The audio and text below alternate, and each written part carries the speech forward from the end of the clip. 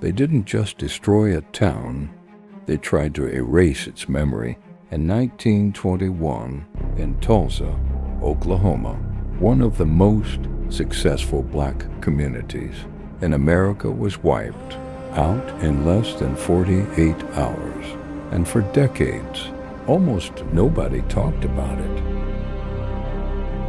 Before the violence, there was Greenwood, a place so prosperous people called it Black Wall Street.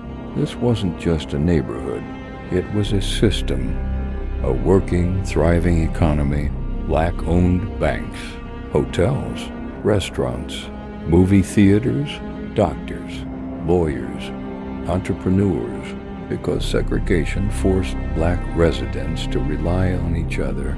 They built something powerful. Money stayed in the community. Businesses supported businesses.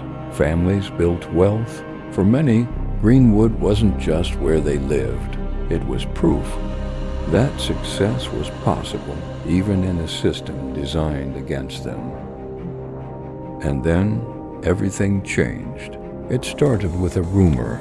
A young black man named Dick Rowland was accused of assaulting a white woman in an elevator. To this day, it's widely believed that nothing actually happened. Some say he may have tripped or accidentally made contact, but in that time, facts didn't matter as much as accusations. The story spread quickly. Newspapers amplified it. Tension grew. A lynching was rumored. So black residents, many of them veterans, went to the courthouse, armed not to attack, but to protect, and in a moment of chaos, a shot was fired. What followed wasn't a riot, it was destruction. White mobs flooded into Greenwood, homes were looted, then burned, businesses gone, generations of work gone overnight. Eyewitnesses reported something even more shocking. Planes flying overhead, dropping incendiary devices. People ran for their lives. Some were shot in the streets. Others were trapped in burning buildings. Families were separated. Entire blocks turned to ash. By the time it ended, as many as 300 black residents were dead. Thousands were homeless, and one of the most successful black communities in America was reduced to rubble.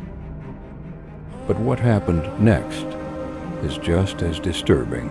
Silence, records disappeared, photos went missing, insurance companies refused to pay claims, calling it a riot, not an attack.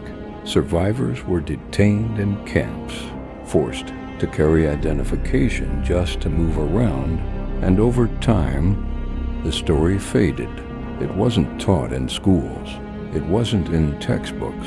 For decades, many people grew up without ever hearing what happened in Tulsa. Imagine something that devastating just being erased, and yet people stayed. Survivors began to rebuild, brick by brick, business by business. Not because it was easy, but because leaving meant losing everything twice. Greenwood never fully returned to what it once was, but its spirit didn't disappear. For years, survivors carried the story themselves, passing it down quietly, so it wouldn't be forgotten. Today, the Tulsa Race Massacre is finally being acknowledged.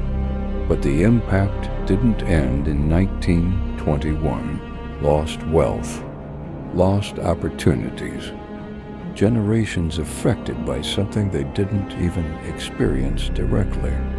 And maybe the hardest part is realizing how easily history can be buried.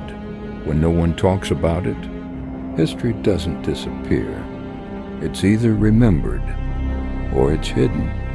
And stories like this remind us that silence can be just as powerful as destruction.